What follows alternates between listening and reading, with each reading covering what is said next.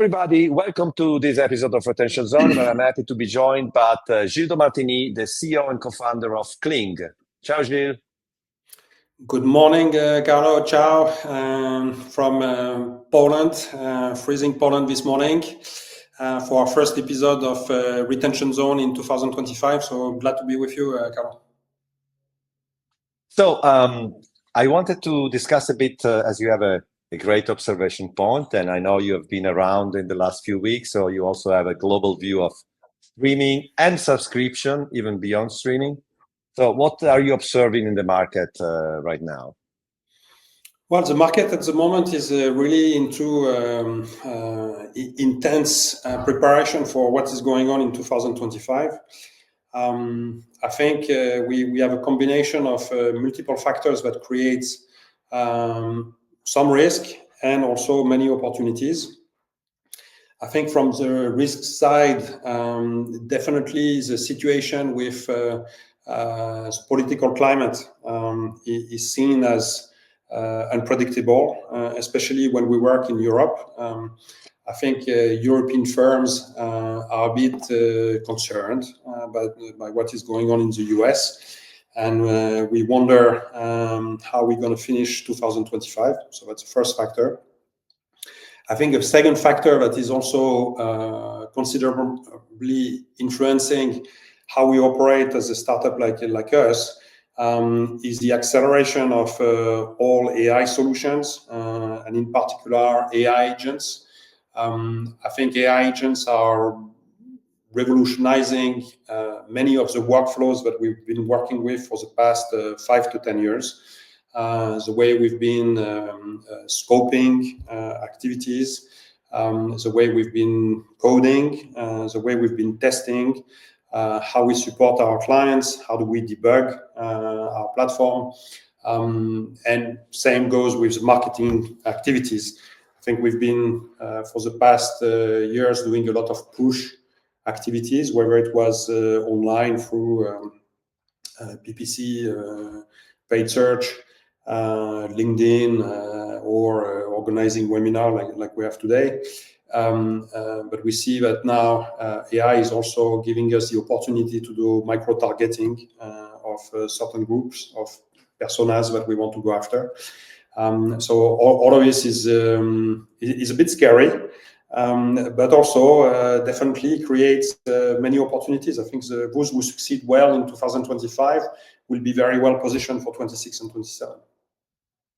So one of the things I've done recently, to be honest, during holidays, which is not a great thing, but I saw an antenna report specific on streaming, and I thought, sure, I need to discuss this with Gilles. So out of that, it came the fact that maybe we could also, do more than just discuss it between ourselves.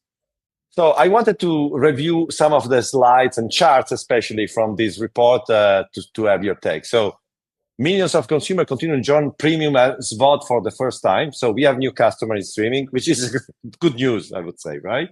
Yeah. Yeah, there's a few factors on that slide I think that are really interesting in my view. One, on the right side, we can see that in average, and this is I think for the US only. US only. In 2024, 3.5 million new subscribers versus 4.3 in 23. So that's a good 20% less. Not so good. And this is really for the large platforms that we currently see. Second observation is the weight of Netflix and the domination now of Netflix. It's really interesting that the battle was fairly open in 2022 with 4 key players. But now at the end of 24, very clearly Netflix is dominating. I like to see the resilience of Paramount, definitely. And big congrats to the team at Peacock for also slightly increasing their lead. And for sure, the one that is surprising in terms of drop is Apple. Apple moving from 14 to 8%. With the weight and the market share of Apple devices, definitely that's super interesting to see that evolution. But to me, a bit anecdotally, but also reading what people are saying, the biggest problem with Apple TV Plus is their own content. They're not attracting, I think, so many users. Even if then with Apple TV Plus you can access a lot of other stuff, but in the end, it's a super series that attracts user to watch and maybe subscribe and stay. They don't have a lot of that compared to the others, I think. Yeah, absolutely. I mean, we see the efforts that Netflix did in the past few years are definitely bearing fruits now. With such a massive lead, I mean, they doubled acquisition market share for services, new subscribers. That's a very impressive number for sure. Another trend that I think started at least 2 years ago in a massive way, the discussion in the market started with Netflix announcing the ad support tier. But some of these players had it in the past because where they come from, some have added it, but it seems that's something that works and will stay because it also works in terms of managing people that may want to leave, but instead decide of accepting a bit of ad. What do you think? What do you see in the market in terms of this kind of approach to pricing models? Yeah, I think this kind of hybrid models are definitely the way to go. Certainly, the large premium SVOD services realize that they need to learn, from YouTube in particular, Spotify if you take music, and some of the social media platforms. I mean, most people use these platforms for free. These are entertainment platforms. So we decided to open up this kind of ad-supported services, and clearly it paid off. I mean, seeing that now almost half of new subscriptions are based on ad-supported model, I think that's very, very good, and it keeps on rising. So that's an excellent achievement there. I think the challenge really for these platforms is how to consolidate properly that revenue and to understand, let's say, the churn patterns of their subscribers, because definitely you have a big difference with someone that is subscribing to an ad tier versus someone that is subscribing to a premium tier. I mean, we see that the churn rates are not the same. In the early months, ad tier definitely pays off. But over time, I mean, the premium subscribers are the most loyal, that's for sure. Mm-hmm. That being said, I would say the combination of these various business models is the right way to go, 100%. So you mentioned churn, and I know Cleeng has put a lot of efforts, not for churn, but obviously to fight churn. And a lot of the things that you developed, the product that you've launched, have been focused in the few last year to really give your customer a way to predict and fight churn. So where are we now? Yeah, I think we are very happy definitely to have put so much emphasis on retention now for 6-7 years. We could really see that the shift from transactional models to subscription models would mean also that there would be a shift from a marketing standpoint, from acquisition to retention. That's really how we came up to subscriber retention, and to some extent, so happy to see the development of Retention Zone in that domain, and so many expertise that were shared in the past year. I think this chart is really interesting to illustrate, let's say, the challenges associated with churn. Let's start first with the top line, the non-serial churners. Yes. It's really interesting to see that 2/3 of new subscribers will churn within 12 months. So this is a huge challenge, from customer acquisition cost, from your ability to acquire new content that will be able, to fuel future growth in the future. You really have to tackle, let's say, this top level churns. And then comes on top of that, the serial churners. I mean, we see that a number of clients are creating multiple subscriptions on many different platforms. There's a show that is coming out, there's a game that is coming out. I'm sure we'll see a few stats after about sport acquisition. Yes, absolutely. I mean, it's kind of really interesting to see how much people are churning. If you take the super heavy, 90% pretty much, are churning after 12 months. So how to combat this is essential. The capacity to generate good analytics is critical, and to consolidate the statistics coming from your various services. How do you subscribe? How do you authenticate all your QoE information? How people are viewing, how do they view? Is there any buffering issues? What's the quality of service at large? That you are delivering. Of course, the payment part for most of the web. I think that there's a lot of optimization that can be done in terms of payment optimization, and all of this helps definitely create a positive influx of retention. So I would say glad to see from a Cleeng standpoint that churn remain a massive challenge, definitely a concern, especially this year with all the economic uncertainties that we can see, that the churn is likely to accelerate even further in 2025. So it's very important that people do pay the right attention on these metrics. Yeah, absolutely. And now to one of my obviously favorite matters, live sports in terms of streaming. I think there is been especially in the last month of 2024, a lot of discussion when Netflix started seriously to stream a big live sport event, and what is the impact? Because in the end, you're not only doing it because it's cool, you're doing it because it's a way to acquire new customers. What's your view on that? I don't know if you've been involved also. I think it's interesting to see how these SVOD platforms, premium SVOD platforms, are seeing this unique sport event as an acquisition channel. This is very much an advertising investment that they are doing. They know that the growth is very temporary. So we see big acquisitions like in the million plus, 2 million even for the Super Bowl with Paramount Plus. I mean, these are really impressive numbers. But this, of course, has a huge cost for these platforms. If you compare it with the advertising budgets, that's certainly a worthwhile investment, because you can do such a large volume of acquisition in a very short time.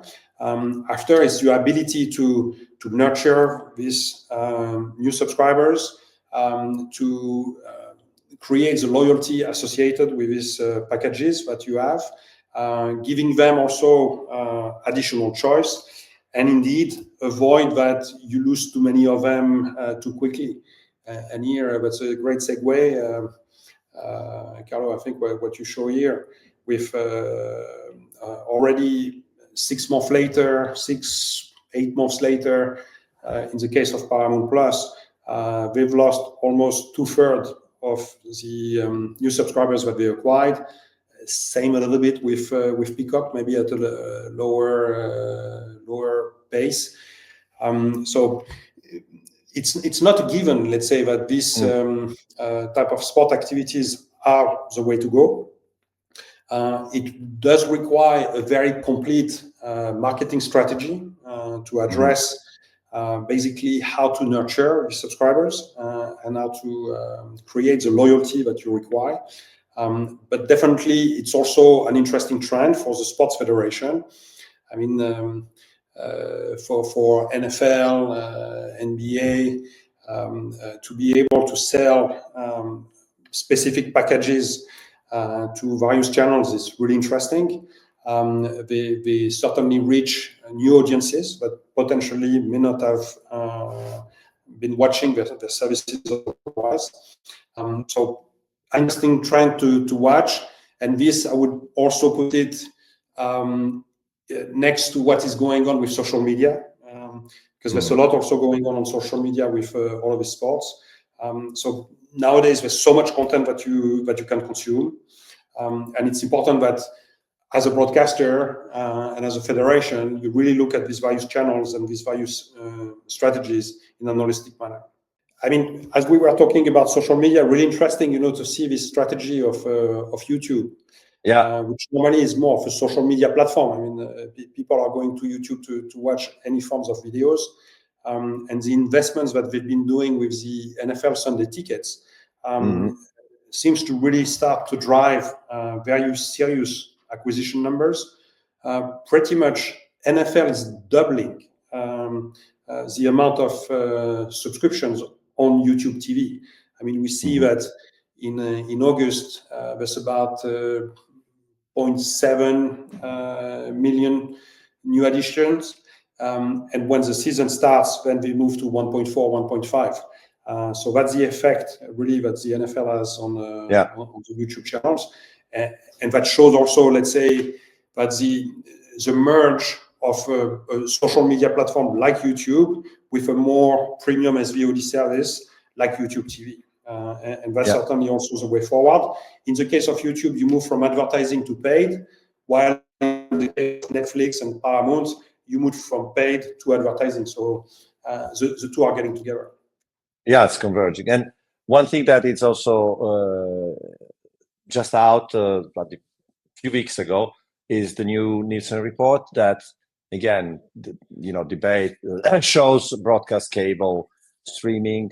But I think what is impressive is the fact that the first, if you identify service in streaming, is YouTube, right?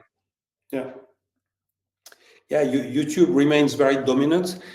I don't think in that survey that Nielsen is also covering TikTok and Instagram.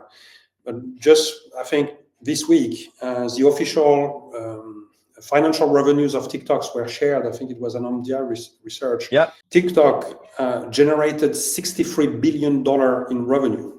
That's almost twice the size of Netflix. And that's also twice the size of YouTube. So basically, TikTok is Netflix and YouTube together from a revenue standpoint. So that's very, very impressive. And I think too often we overlook a little bit, let's say, the weight of this social media platform in the overall strategy. I think the biggest competitor of Netflix and the biggest competitor also of the tier 2 platforms and tier 3 platforms, which are available online, are not necessarily Netflix and Disney.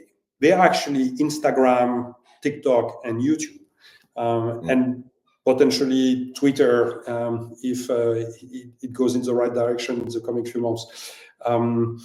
So really interesting, let's say, how social media is nowadays very dominant in terms of entertainment, and how can broadcasters of all sizes, from the tier 1 to the tier 2 and tier 3, are able to create a multi-channel strategy, but will be able to spread their content across these various domains and also across multiple channels. So web channel, iOS, Android, Roku, Vizio in the US for sure.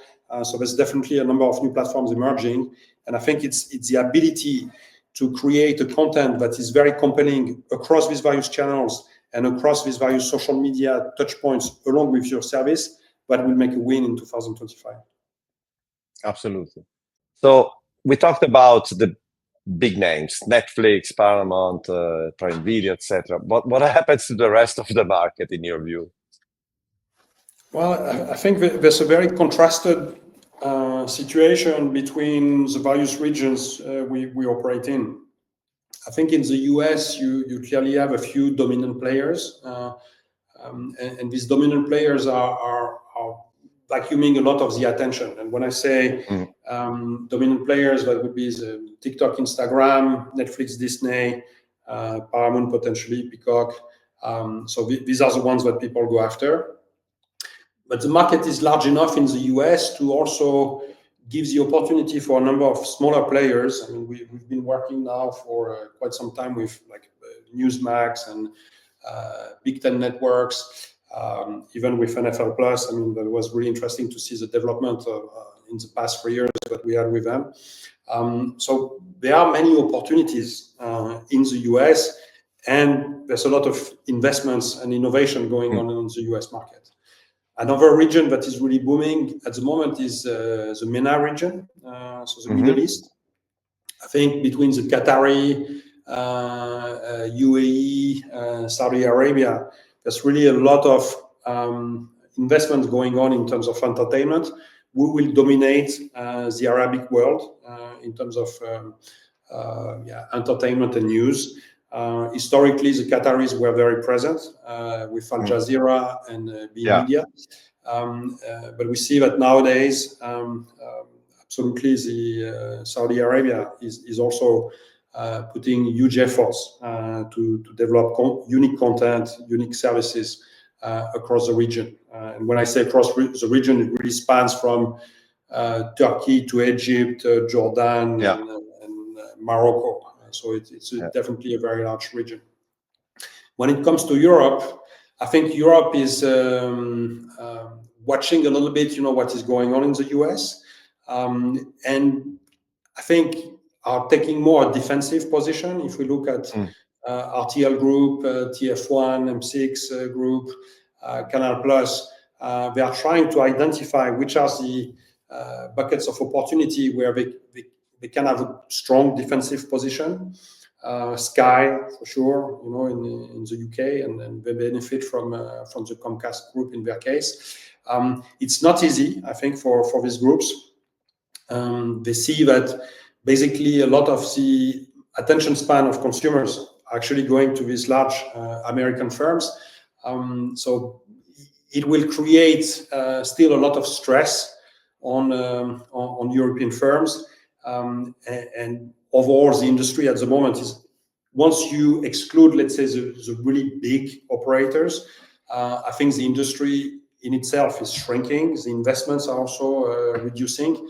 And it's important to look at new avenues. I think if you are operating in that space, I would consider it's important to look at new growth opportunities with higher growth rates. Maybe an additional element that is changing entertainment nowadays is the growth of AI and all of these new AI services. I'm sure, and knowing you a little bit, Carlo, I know you spend a lot of time on ChatGPT and Perplexity. I mean, these are the new tools.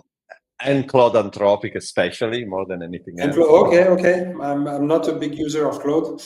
I mean, that's the new entertainment.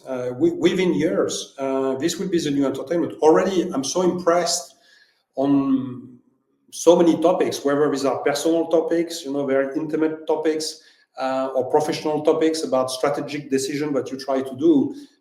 More and more, I'm no longer searching, for specific content online. I'm actually asking ChatGPT, hey, this is now the situation I'm facing. These are the parameters I'm currently seeing. What are the best practices? And you get a lot of extremely valuable content. At the moment, the content is largely text-oriented, so not very entertaining, but it's very clear that it's a matter of months, maximum years, when you will be able to just enter a prompt to say, hey, I would love to see a movie today. I'd like to see this type of characters. I'd like to see this type of plot. The movie needs to do 45 minutes because I only have 45 minutes tonight. And basically the AI will render directly, let's say, the content for yourself.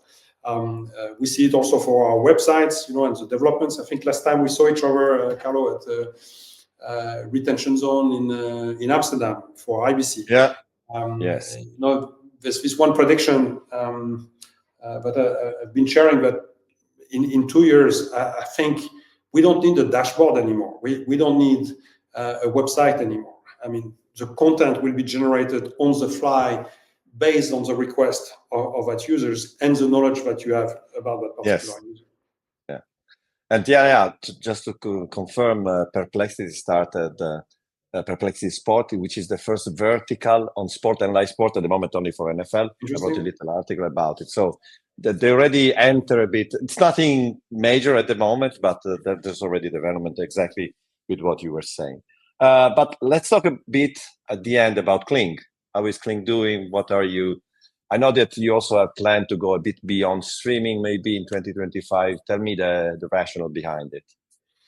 Yeah, I think 2024 has been our best year so far. I mean, we continue to enjoy a very strong growth. That was great. 25 will be a bit more challenging. We've lost one big client, I'll be honest, which affects our growth pattern and forces us also to rethink, a number of our processes. But it's also a great opportunity, especially with the development of new AI techniques. And being here in Poland, it will be the topic of the next 3 days. How do we embrace these new development methods? How do we embrace these new marketing techniques? So to go faster, improve the quality, generate better insights. So these are some of the key developments that we foresee in 2025. On top of that, with the tension that is currently happening in the OTT space, especially in the tier one segment, where a lot of organizations are facing disruption, are cutting budgets. For the tier two sector, we have really something fairly unique with our current stack, the ability to offer a subscription management service, to create the right offer to the right type of user. You can go for pay-per-view, you can go for subscription, you can go for seasonal subscription, you can price this per market, in each of the various markets globally that you want to go after. A lot of choices of promotions that you can also do. So this is great. The payment part is also very challenging and is becoming more and more challenging. Payment, tax, churn associated to that, chargebacks, also a big issue, especially in a number of regions globally. And the last piece is customer care. So our full stack is absolutely unique to serve this type of tier two who really want to accelerate and perfect, this type of services. So we'll definitely double down on this segment going forward. And the last one you asked about was about going beyond OTT. So you've asked about going beyond OTT, Carlo. Certainly with slower growth rates, we think that there are a number of opportunities to look for. I don't want to mention too much at this stage, but we really want to leverage basically our full stack to deal with subscribers in the consumer space, to start to embrace a number of new segments and to enlarge our target available market. I think that's the way to go. We do see quite some traction in these segments as well. So certainly in 2025, I do expect to make a number of announcements beyond OTT. And yes, so I just was checking, and I have so many subscriptions. I'm not sure I'm a special case, but definitely the subscription economy is still here. Especially with the AI tools, I really have to create a little app to track all the subscription I have. Otherwise, I would spend more money than I need to spend. Let's say it like that. Va bene. Thank you, Gilles. Carlo, thanks for the excellent job with Retention Zone in the past few months. Always very insightful, and looking forward to another great 2025. Okay, grazie, Gilles. Thank you. Say hi to the friends in Poland. Ciao, ciao.